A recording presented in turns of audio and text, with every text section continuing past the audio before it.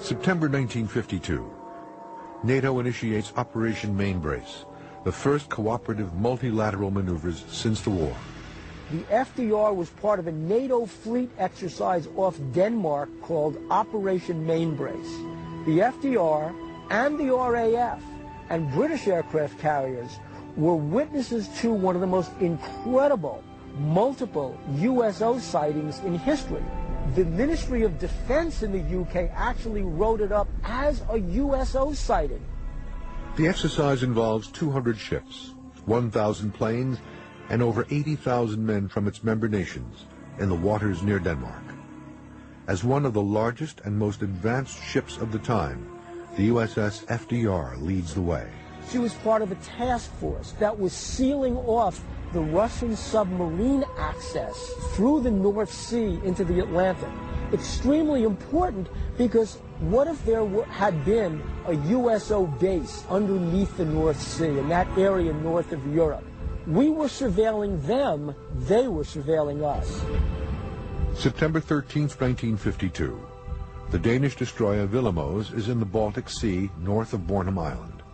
Lieutenant Commander Schmidt-Jensen and several crew members reportedly see a luminous triangular-shaped object moving at high speeds above the water, in close proximity to the main fleet. The bluish object travels westward and suddenly turns southeast, directly toward the FDR. Over the next week, there are several more sightings, stretching from Denmark back to the Air Operations Command bases in Scotland.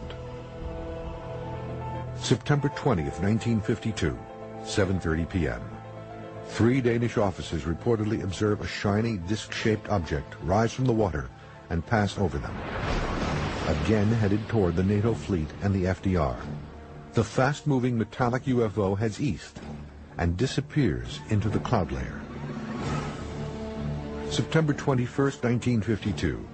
Less than 24 hours later, 6 British pilots above the North Sea spot a shiny spherical object rising from the water and stealthily approach the fleet's location. They reportedly give chase, but the swift-moving object evades their pursuit. FDR veteran Jordan says that he spoke to a witness over 40 years ago. They had a sonar contact from 3 or 4 destroyers, and they couldn't figure out what the hell it was because it was moving with them, and the damn thing was like a quarter mile wide, and it came up out of the water, and when it did, it dinged one of the ships, and that was later reported as a collision between 2 destroyers. And he says that's not what happened, because he went up and he said this damn thing came up out of the water and flew up.